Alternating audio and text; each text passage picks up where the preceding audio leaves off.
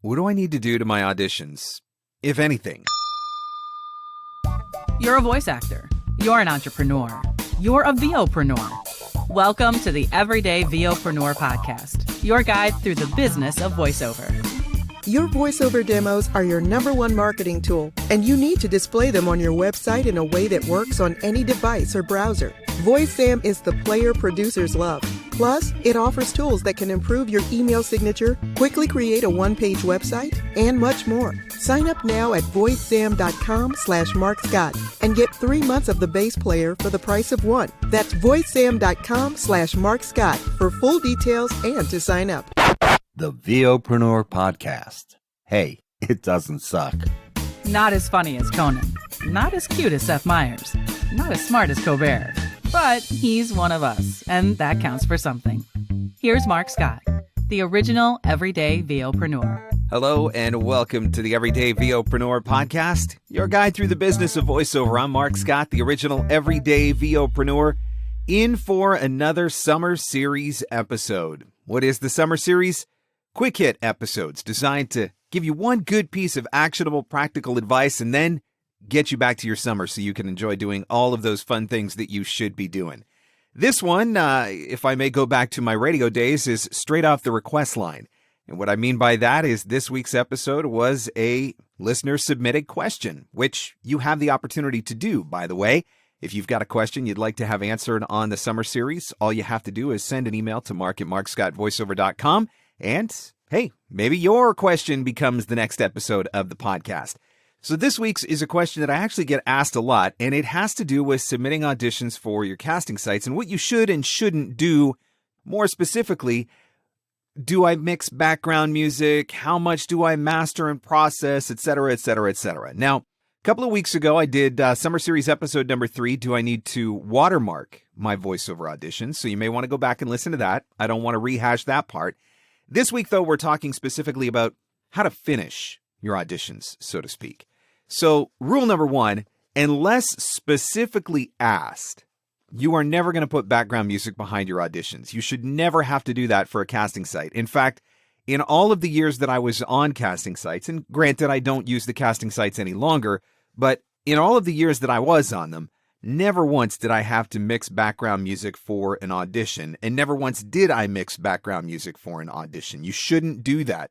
I know that some talent think that it might be a way of making them stand out from the other submissions. It might be a way of showing them extra skill or capability, but really it's a distraction. And like I said, if it's not specifically in the direction, if it's not specifically asked for, you definitely should not be doing it. If you have the ability to do mixing in that regard, that's something that you could mention in your audition proposal if it was relevant to the job at hand. But definitely not something that I would be doing for the actual audition. So, should I be adding music? My opinion is the answer is no, unless specifically asked, and it's not something that I can ever think of, ever, not just on casting sites, but in general. It's not something that I've ever seen in instructions. So that's the first part of the question. Second part of the question comes with the let's say the mastering. And I know that's a very broad term, and you ask, 10 people what it means to master their audio, you're going to get 10 different answers, but bottom line is you should be submitting relatively raw audio. And even the term raw audio can be misleading because a lot of different people have different definitions of raw audio. Absolutely, you need to edit out your mistakes. You should be editing out any clicks, pops, mouth noise, things of that nature, which you can go through and do on your own using Spectral View if you're using Adobe Audition. Great way to do it. Or you could be using something like Isotope, which is a plugin that allows you to do stuff like that. But at the very least, definitely be removing your mistakes, removing your clicks, pops, etc. People want to know whether or not they should be removing all breaths. I don't think that you need to be removing all breaths. I think that when you take out all of the breaths, it actually makes the read sound less natural and less conversational. And hey, what does everybody want today in their auditions? They want conversational. Now, can you reduce breaths? Can you shorten breaths? Absolutely, things of that nature. You could go ahead, you could do that. But should you be running a lot of processing? When we talk about processing, should you be running compression? Should you be running EQs? All of those sorts of things. generally speaking, I don't think you should be on your auditions. I think that in most instances, when you get hired for a voiceover, they're going to ask for your raw audio. And that raw audio is unprocessed audio. It doesn't mean that you're sending them like literally what you recorded, although that may happen sometimes if you're doing like a Source Connect session or whatever. But it means after you've done some of those basics, taken out the mistakes, cleaned up some of the breaths, the clicks, the pops, all that sort of stuff, that's basically what you're sending them. You shouldn't be doing a ton of EQing, compression, all that sort of stuff, because generally speaking, the client wants to do that on their end. Now, if there are certain things that you need to do to your audio because maybe you've worked with somebody like Uncle Roy or George Whittam or Dan Leonard or Tim Tippett, and they've given you a stack, or Uncle Roy has set up a process for you in Adobe Audition, click this button, this button, this button, this button, then send.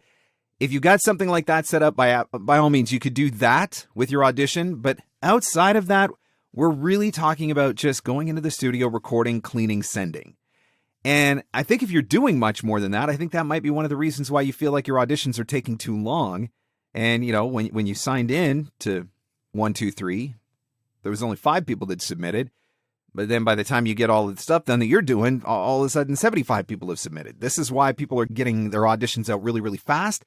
It's because they're not doing too much to them. So when it comes to submitting your auditions, whether it is for casting sites, for your agents, or even for your prospects and clients that you've gone out and got on your own, generally speaking, and again, always pay attention to the actual directions for every single audition, but generally speaking, you are not going to be putting a music bed or sound effects or anything of that nature into the audition file. You shouldn't be doing a ton of compression, EQ, mastering. You should be taking out your mistakes. You should be cleaning up your mouth noise, your clicks, your pops, things of that nature. And if you need to do a little bit of breath reduction or breath shortening, that's okay, as long as you're not removing everything. But for the most part, we're going in, we're recording, we're cleaning up, and we're sending. That's how you're going to get it done faster. It's going to make your life so much easier. And if you have had your studio assessed and you know that your sound is on point, shouldn't be an issue because you know that the audio files that you're delivering are good ones.